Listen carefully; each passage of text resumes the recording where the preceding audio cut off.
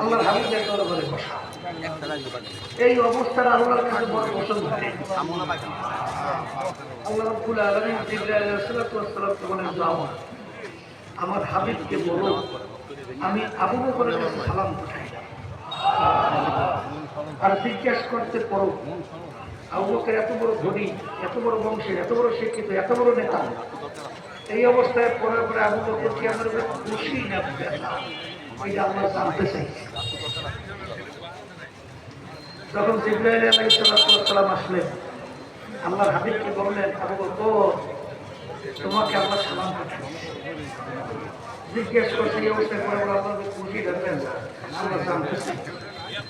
তখন তিনি দুই চোখের পানি ছাড়ে আর বলে, আমি আমার আল্লাহর উপরে খুশি, আমি আমার মাওলার উপরে রাজি। কথা ঠিক না ভাই? ঠিক। এই ওসমান গনি রাদিয়াল্লাহু তাআলা আমি হলো ধনী ওসমান। নাম কি? এখন মধ্যে আসলে দেখবেন বড় বড় মাসলা তার নামে এখন আছে না? দেখেন তার কাছে দুনিয়ার মূল্য দেখেন।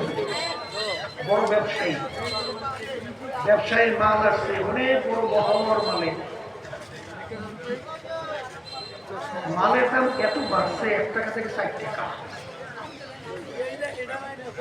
তখন তিনি বলতেছেন আমার মালের দাম বাড়তে বাড়তে 1 টাকায় 60 টাকা হয়েছে। এর চেয়েও বড় একটা সুসংবাদ আমার কাছে আছে, 1 টাকায় 10 টাকা। এই কথা বলে সমস্ত মাল আল্লাহ রাস্তায় দান করেছে। কথা ঠিক যাবে? ঠিক। তাদের কাছে দুনিয়ার মূল্য কেমন? এক যুদ্ধের ব্যাপারে আল্লাহ রাসূল সাল্লাল্লাহু আলাইহি ওয়াসাল্লাম বলেন, সহযোগিতার জন্য এই নেকের পাল্লা ওমর ফারুক রাদিয়াল্লাহু তাআলা চিন্তা করুন যে আবু বকরের সঙ্গে কোনো নেকের পাল্লায় পারি না। এই আবু বকরের মাল কম, দাম করতে পারবে কম, আর সব হইবে কম। আর আমার আল্লাহ মাল হতেছে বেশি, দাম করবো বেশি, সব বেশি।